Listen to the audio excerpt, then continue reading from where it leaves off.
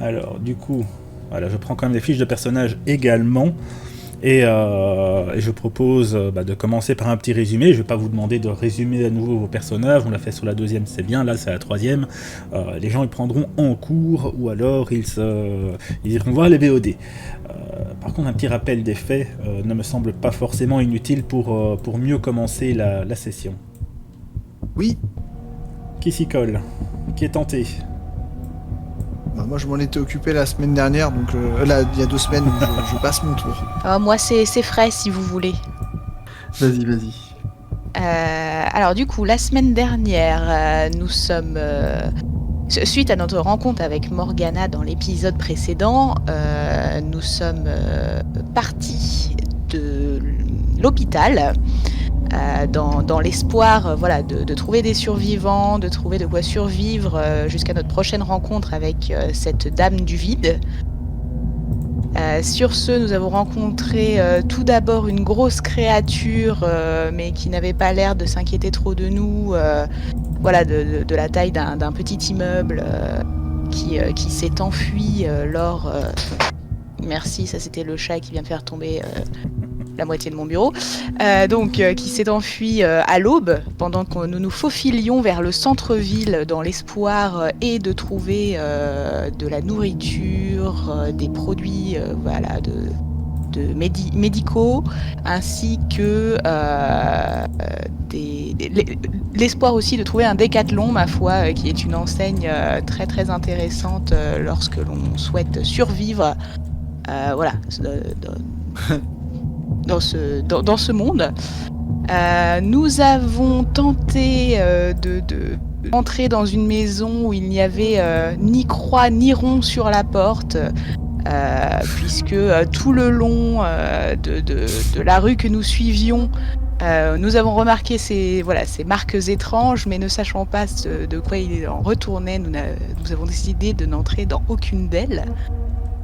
Sur ce, après une fouille assez sommaire, nous avons rencontré un tapis vivant qui finalement s'est révélé être un monstre de couleur vomi, rappelons-le.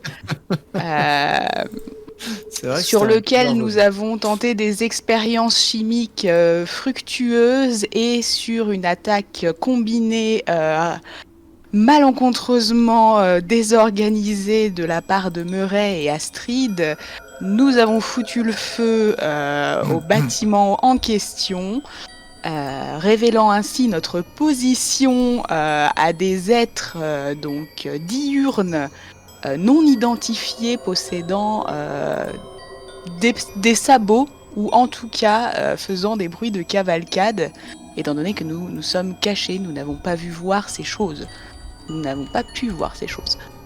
Nous avons continué ensuite vers le centre-ville, jusqu'à trouver un centre commercial dans lequel nous avons foncé, puisqu'il y avait cette enseigne digne des survivants post-apocalyptiques, dans laquelle on a fait nos courses. On n'a pas trouvé tout ce qu'on voulait, apparemment les paires de chaussures taille 38 féminin n'existaient plus à cette période de l'année. Mais nous avons quand même refait nos stocks en termes de packaging, c'est-à-dire on a des sacs à dos, on a 2-3 trucs de survie, notamment Murray nous a dégoté l'arme, la batte de baseball en alu, rappelons-le, nous avons quand même de quoi maintenant nous défendre. Sur un jet de perception miraculeux, j'ai réussi, alors qu'on s'enfuyait, à dégoter un kit d'archer. Donc nous possédons aussi un arc à poulie et quelques flèches. Allô la caméra, merci. Tout ça pour fuir donc une énième créature qui avait une allure assez étrange et assez bizarre, étant donné qu'elle était recouverte de chair un peu translucide qui laisse passer la lumière, et qui est montée sur une sorte, sur des sortes de gros poteaux assez menaçants, qui nous a poursuivis jusqu'à la sortie du Décathlon, là où nous avons rencontré un autre groupe d'humains. Et nous ne savons pas s'ils sont sympas ou pas, mais en tout cas, ils ont l'air de vouloir nous aider dans la situation à laquelle nous sommes, quoi.